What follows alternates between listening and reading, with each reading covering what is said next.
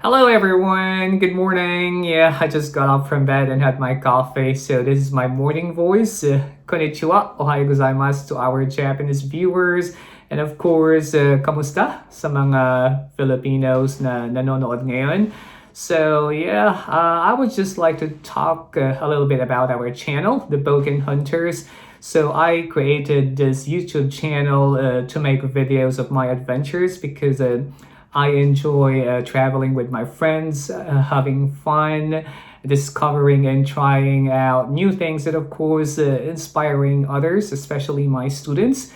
So, but now Japan relies on what some expert called the loose lockdown, asking people to stay home and some businesses to close as well as the tourist spots. So, I just decided to stay at home and avoid the crowd and the risk of catching the virus. And of course, to keep myself busy and my mind stimulated and occupied, I came up with this great idea. I thought of making videos for our channel of the commonly asked questions about life in Japan, and combined these questions from our subscribers that I have to answer. So, but of course, after the coronavirus pandemic, I would start uploading videos of my travel adventures again and explore the endless, beautiful, and breathtaking places that this world can offer. So, but before I start, of course, I would like to mention a disclaimer. I am not an expert, so all the answers to the questions that I will be answering are based on my personal experiences, personal opinion, and of course, my personal knowledge. Okay, so let's start this Q&A portion. I'm actually feeling very excited with this because, I feel like I'm just giving a quiz to my students. So let's get it started. The first question is, do you have to learn Japanese to live here in Japan? And my honest answer to that is no, especially if you plan on living in a big city. Of course, while life is certainly easier, if you can speak Japanese, it isn't essential for getting around. In bigger cities like Tokyo, Kyoto, Osaka, or even Kobe, where I am staying at right now, there are English signs everywhere, and many restaurants have English menus. So actually, I know several people who have been here for years, decades, and yet they only knew a few Japanese words or phrases. Ouch, that includes myself actually. So it also depends on the nature of work. Nevertheless, it is always a good idea to learn the language of a country that you are moving to. Speaking Japanese also makes it a lot easier to make friends with locals, right? So yeah, that's my answer. Okay, so let's move on to question number 2. Is it expensive to live here? Oh my. Just good lord, that is my reaction to the question. Let me say this first. Whether you're visiting Japan for a short period of time or hoping to move here, money is very important.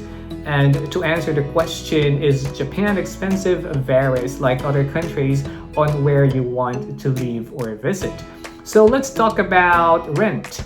Rent is more expensive, of course, in the central parts of large cities such as Tokyo, Osaka, Kyoto, or maybe Yokohama.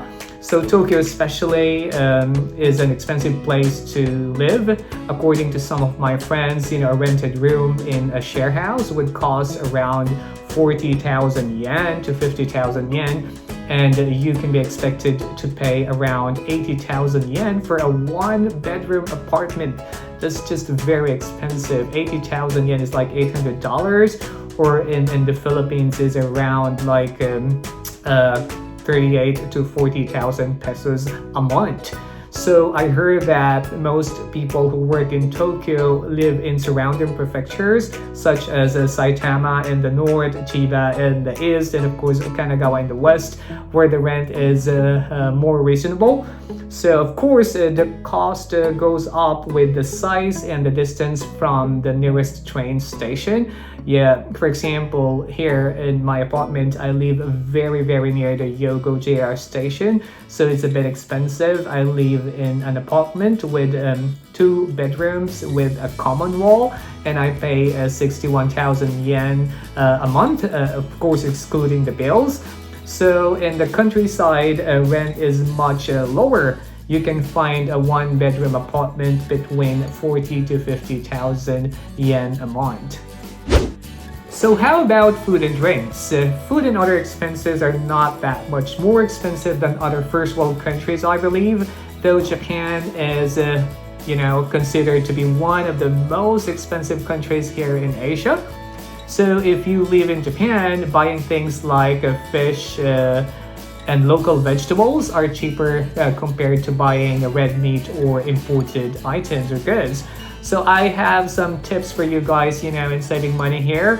Most supermarkets in Japan have a deli section, offering a variety of takeout temptations, and ranging from hamburgers, to sushi, tempura, and beyond. These are a great cheap for lunch or dinner option. So remember that discounts double up when you turn up late in the day. So I think that these bento boxes, they call it bento here in Japan, are freshly prepared in 2 batches. One for lunch time, which peaks, between 12 to 1 p.m. and the other one for dinner time, from 6 to 8 p.m. So if you turn up, at 2:30, in the afternoon or around 3 p.m., you'll find all these lunch items that are still left, nice and cheap. And if you turn up, like for example, at 9 p.m. and pretty much anything left is usually going to 50% off. So yeah, I hope that you guys would consider that because you will save a lot of money. Okay, so let's move on to question number 3. And the question is the Japanese language difficult? No guys, it's actually very easy, and of course that is a big chunk. Yeah, and then learning Japanese is a fun and challenging journey.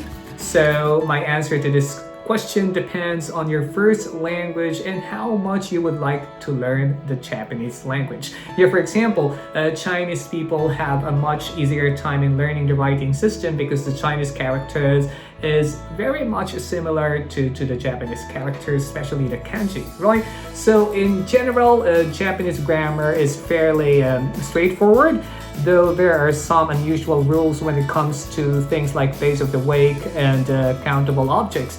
The writing is a big challenge for me. I have to be very honest with that. It isn't an easy language, but if you have the motivation, that's very important. You can be on your way to fluency in just a couple of months or a year maybe. I can say practice makes perfect because I have some American friends who are very fluent in Japanese. So in my own personal experience, I didn't have any formal Japanese lessons. I attended for a few months, but I quit because of the work schedule. So aside from that, it has mostly been self-study and picking up new words and phrases from my friends and coworkers in everyday conversations. So the first 2 alphabets, I'm referring to hiragana and katakana.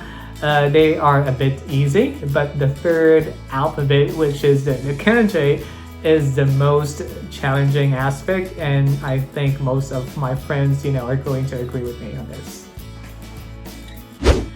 Okay guys, so we're down to our last question for this video, and it came from one of our subscribers, and the question is, why am I here and what am I doing here in Japan? Which I find a bit funny. But to answer that question, well, I've been living in Japan for almost a decade now, and on my first year, I worked as a researcher in an intergovernmental organization related to climate change, science being my background. And after a year, because I really wanted to stay in this country for a long time, I applied as an English teacher. So I got the position, fortunately. So I remember, when my father said that he thought I was always born to be a teacher. And I think that this, becomes more apparent to me every day of my life. So, as an English teacher here in Japan, there is no greater sense of accomplishment than seeing the spark of comprehension in your students' eyes, when they finally get it. So that feeling is just priceless for a teacher. So I work as a teacher for 6 years, and now I am training teachers. Okay, I'm now on my 3rd year actually, and I'm enjoying my job. So yeah, seeing the teachers grow and enjoy their work at school, inspiring their students and the people around them just makes me happier. And helping others makes us happier, and that is scientifically proven, right? So yeah, for all the viewers, especially the Filipinos, mga Pinoy na nanonood ng video ko ngayon, wag po kayong panghinaan ng loob. The position of an English teacher here in Japan is not only for native English speakers. So remember that you are qualified to teach English here in Japan. And I would like to take this opportunity to invite you. Send me a message or comment on this video if you are interested to teach here. And of course, I promise to get back to you. Okay? So I guess this is it for this video. Again, guys, thank you very much for your support, for liking, for watching the videos, for sharing it with other people, and of course, for subscribing. I really, really appreciate that. And of course, I promise to upload more videos, interesting videos about my travel adventures after this pandemic is over. Okay? So again, that's it. And of course, please stay safe. Okay? Goodbye.